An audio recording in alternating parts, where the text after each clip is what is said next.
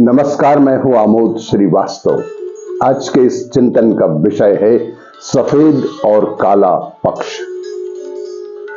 हम अपना जीवन उत्कृष्ट बना सकते हैं। जीवन के सफेद और काले पक्ष को समझ लेने के उपरांत सहज ही प्रश्न उठता है कि क्या ऐसा संभव नहीं है कि परिस्थितियों के ढांचे में ढले लोक प्रवाह में बहते हुए संग्रहित कुसंस्कारों से प्रेरित वर्तमान अनगढ़ जीवन को अपनी इच्छानुसार अपने स्तर को फिर से गढ़ा जाए और प्रस्तुत निकृष्टता को उत्कृष्टता में बदल दिया जाए। उत्तर ना और हां दोनों में दिया जा सकता है। ना उस परिस्थिति में जब आंतरिक परिवर्तन की उत्कट आकांक्षा का अभाव हो और उसके लिए आवश्यक साहस जुटाने की उमंगे उठती ही ना हो। दूसरों की कृपा सहायता के बलबूते उज्जवल भविष्य के सपने तो देखे जा सकते हैं, पर वे पूरे कदाचित ही कभी किसी के होते होंगे। बाहरी दैवी और संसारी सहायताएं मिलती तो हैं, पर उन्हें पाने के लिए पात्रता की अग्नि परीक्षा में गुजरते हुए अपनी प्रामाणिकता का परिचय देना पड़ता है।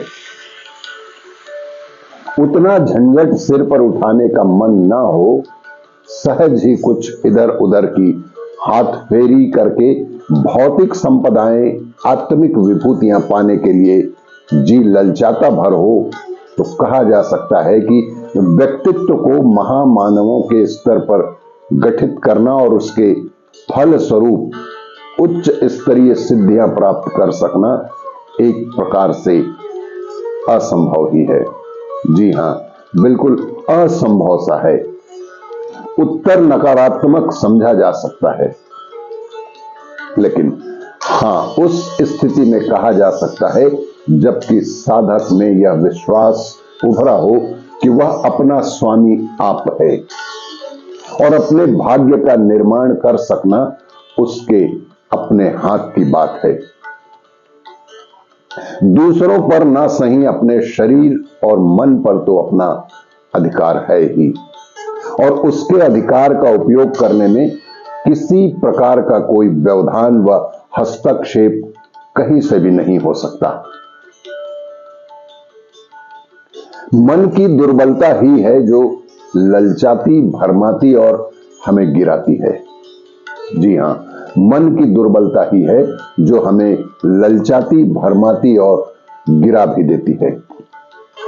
तन कर खड़ा हो जाने पर भीतरी और बाहरी सभी दबाव समाप्त ही हो जाते हैं और अभीष्ट दिशा में निर्भयता एवं निश्चितता के साथ बढ़ा जा सकता है।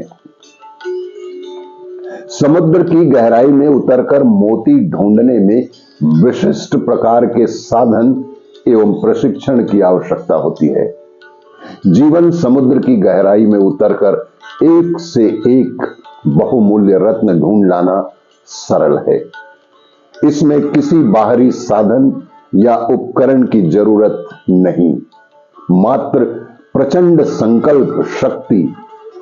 प्रचंड का तात्पर्य है धैर्य और साहस का उतनी मात्रा में समन्वय जिससे संकल्प के डगमगाते रहने की बाल बुद्धि उभर आने की आशंका ही ना हो। स्थिर बुद्धि से सतत प्रयत्न करते रहने और फल प्राप्ति में देर होते देखकर अधीर न होने की, वरन दूने उत्साह से प्रयत्न करने की सजीवता जहां भी होगी, वहां निश्चित रूप से सफलता आपके पैर चूमने के लिए हाथ जोड़े सिर झुकाए खड़ी होगी।